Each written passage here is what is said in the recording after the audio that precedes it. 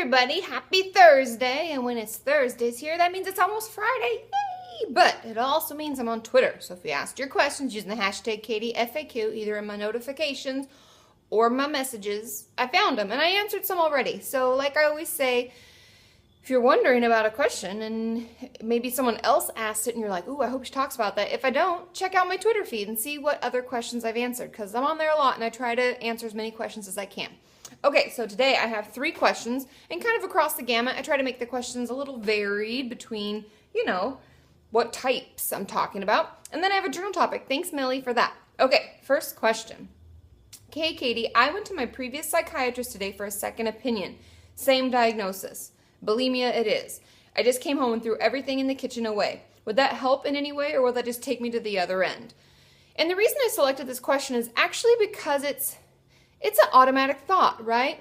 So we're told that we struggle with one thing, binging and purging, if that's the issue with the bulimia diagnosis, right? And some of us get different diagnoses. If we're told that we have one type of an eating disorder and we think, well, I'll just get rid of the things that I binge on, or I'll just get rid of the things that I exercise with, or I'll just stop driving to the fast food place, or whatever it is, we try to go black and white, all or nothing. Well, if I do this, then everything will be okay, right?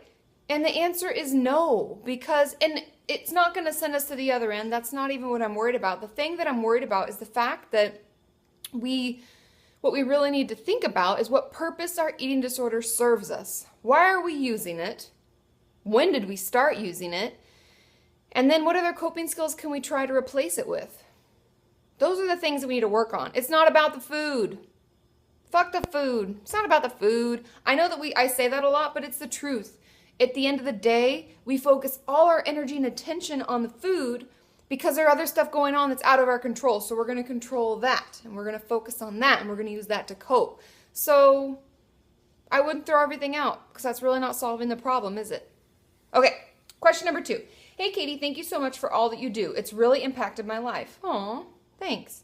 Recently, I've been trying to get my life together, and I've realized that I have a few at least semi-toxic, if not completely toxic, people in my life.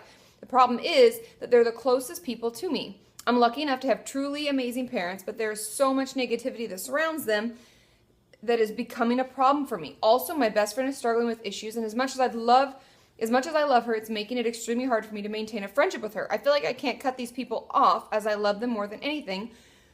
What can I do to sort of distance myself from the toxicity without ruining my relationships with them? Thank you so much. Now, this is a great question because I know I've heard from many of you, but what if the toxic people are people that I cannot cut out of my life? Their parents, their siblings, their husbands, their wives, their whoever. Then what do I do?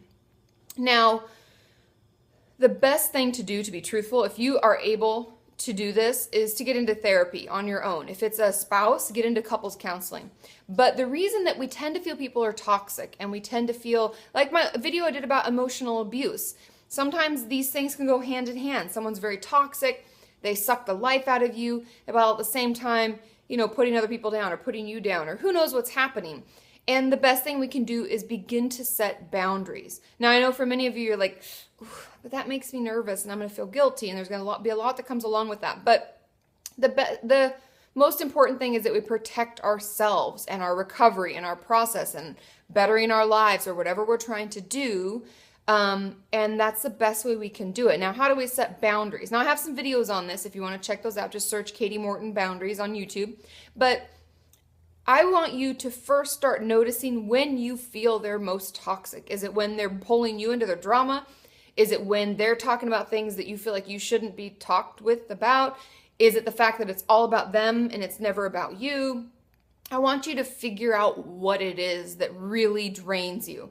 And that's where you can start setting boundaries. If it's that they're always talking about themselves and never let you talk about what's going on in your life, then you probably want to limit the time that you spend. Maybe you only go to coffee, or maybe you come later to events, so you only have to spend an hour. You want to know and you want to try out different types and ways to see what's best for you, to see what feels best for you. Is it an hour maximum that you can handle before you're like, or is it 30 minutes, or is it 3 hours? Everyone's different. Everybody's boundaries are different. And so I want you to start playing around with the idea of protecting yourself. Is it that we only do certain things with them because the other things are triggering or bad or stressful? Is it we only do things in groups with them, because then you can always set that up. Oh, let's go out to dinner. Oh yeah, and so-and-so's in town. I wanted to bring her too, or whatever. However you make that happen, there are things that you can do and you can create so that it's safe and healthy for you.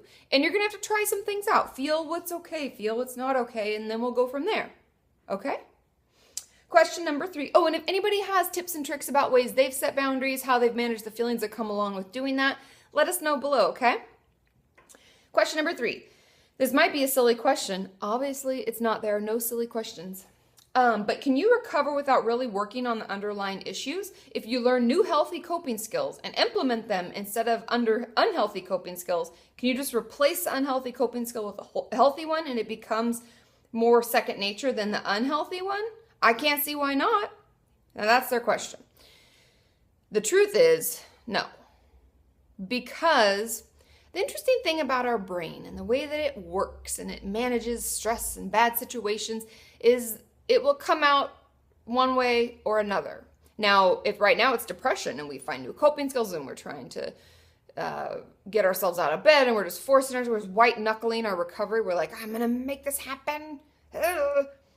It'll come out in another way. Maybe later it becomes, I don't know, extreme anxiety, panic attacks, eating disorder, self-harm. It could be any number of things. Trichotillomania, we could do any sort of thing because the underlying issues are what's actually driving the problem. It's not the other way around. It's not like, I have an eating disorder and the reason, I can't even think about it backwards, but it's not that something happens and we need the coping skill. It's not we have this coping skill and then later something happens, because that doesn't make sense. Why would we have a mental health coping skill when nothing's happened and nothing that it's coping for? Does that make sense? So regardless of whether we don't want to talk about underlying things or we do or whatever, you're going to have to. And I'm sorry. And I know it's hard, but like I said, therapy is really hard work. It's easier to stick our head in the ground like an ostrich and pretend it's not happening, but it's happening. And the more we talk about it, the more we process, the more we deal with those underlying issues, where we've come from, what's happened to us, how it's helped shape who we are now, the better off we'll be in the end anyways. If anything, it helps with insight, it helps with self-understanding, it helps us feel more in control of who we are instead of feeling like everyone else is in control of us, if that makes sense. So unfortunately, yes, we have to work on those underlying issues in order to fully recover. Otherwise, it'll just pop up in another way. Okay? Now, the journal topic, thanks Millie. And I'm just going to read what she said because I really liked it. She said, I was reading the Mortal Instruments series, really good by the way, she says, and a character said, quote, heroes aren't always the ones who win. They're the ones who lose sometimes, but they keep fighting. They keep coming back. They don't give up. That's what makes them heroes. Because you have to overcome something to be a hero, right? This really resonated with me. I think we often focus too much on whether or not we're winning, when actually the getting back up and carrying on and fighting is way more important. I thought that was really cool. So I would write down that quote and I would talk about the ways that you fought and the way that you're a hero, things that you've done and overcome, because it's right. She's right. It's much more about getting up and carrying on fighting than it is just, winning all the time. People who win aren't really heroes. They're just winners, which isn't the same thing at all. Very good. Thanks, Millie. I hope that's some, words for thought. Helps stir something up in there. And tomorrow is Friday, so I'll be on Facebook, so ask your questions there using #KatieFAQ, and I'll see you then. Bye!